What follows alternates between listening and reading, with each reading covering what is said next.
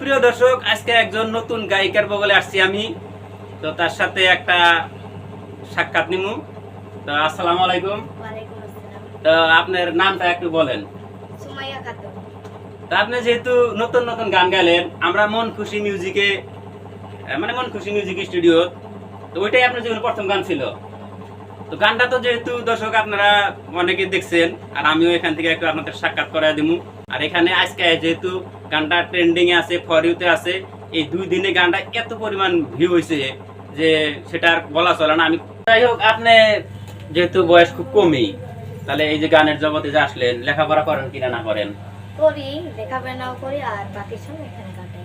তো তাতে কি লেখাপড়া এখন ক্ষতি হবে কি? না, তো তাহলে মানে লেখাপড়া কইরা বাকি সময়টা গানে চর্চা করতেছেন আর কি। তাহলে কি গানের প্রতি আগ্রহ কিরকম, যে মানে একটা পপুলারিটি নিতে লাগে আর কি?